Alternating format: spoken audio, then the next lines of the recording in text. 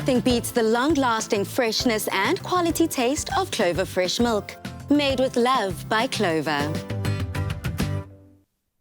You heard it right. It's made with love by Clover, and we're making some love here in the kitchen with our delicious recipe today. So if you need to impress someone with something a little fancy, well, crème brulee is always the answer. But fear not, we've simplified the steps for you to make it a foolproof recipe that'll have you looking like a master chef, which is what we're trying to do, right? We want master chefing people here. Let's get it. We want you to take the simple ingredients you have at home and then look like the master chef that you are. You know? Okay, so what are you doing over here?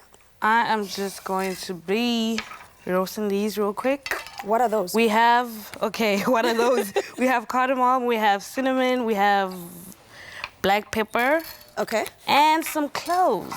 And why exactly are you toasting them? What's the reason? I'm toasting them so that we can just, they are aromatics. So you want to smell the freshness. Very, very true. Of the spices. Very, very true. So if you want to get these details, guys, go to afternoonexpress.co.za because like she said, like Raw Ginger just said right now, we're toasting it up because we want to release the flavor, we want to release the oils, we want to release the aromatics of it to actually taste it when we put it into the milk. So what I've gone and done here is I've just added our amazing Clover fresh milk into our pot, and then I'm going to go in with the rest of the ingredients. And most people will see from the ingredients we have here, it's something very similar to what is called haldi doodh, which is a spiced milk that is enjoyed by a lot of our North Asian people who actually enjoy it as a drink, as a milk that you can enjoy. It's got so many nutrients in it. It's got turmeric that is high in anti-inflammatory enzymes and products.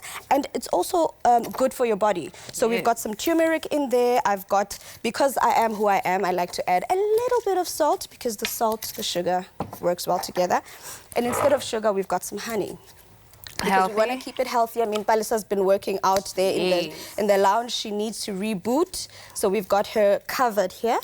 And then all I'm going to do is mix this up together. And then whenever you're ready with those, you can add them into this beautiful milk mixture. And I'm not sure if you can see, South Africa, this beautiful yellow color. It's very gorgeous. It's a yellow bone. Actually, I really like, I'm so happy that today we are dealing with Indian spices because everyone always asks me, Ginger, Chef Ginger, what is your favorite meal to cook?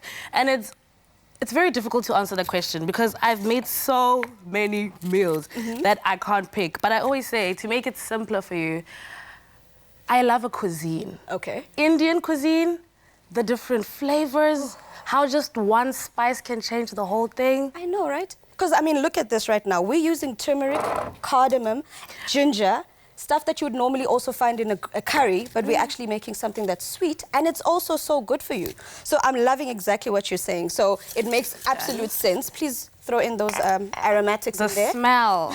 I wish you guys. So normally with crème brulee South Africa, if you were to make it, there'd be eggs in here, cream. You'd want it to be nice and hot, and then the eggs basically would be what stabilizes the mixture. But today we're using a non-animal product, which is agar agar, which we just added to the last onto this mixture here. Oh, excuse me. And we're just going to whisk it up because what we wanted to do now, the agar agar has to boil a little bit. Once it has boiled, oh, you want to, okay. Once it has boiled, I'm going to then pour it into our ramekins over here.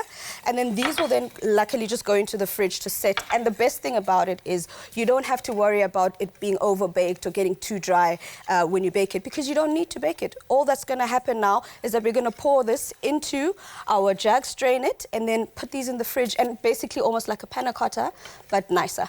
I feel like everyone's biggest fear and biggest flaw when it comes to crème brulee is over-baking it.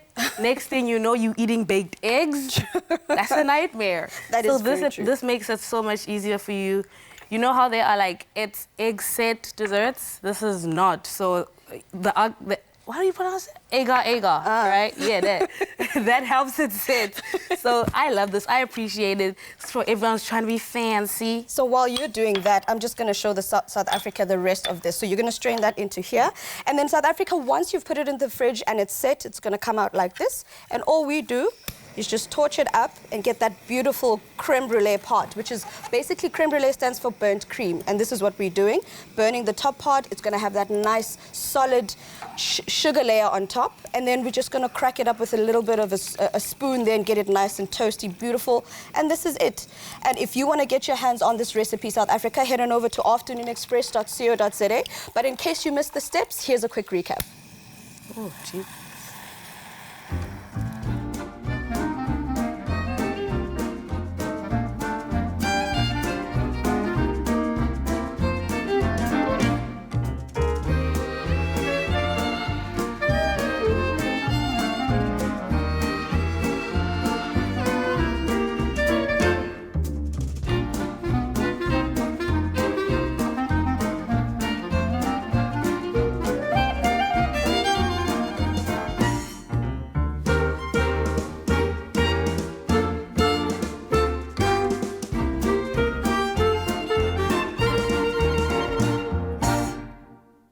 Made with love by Clover.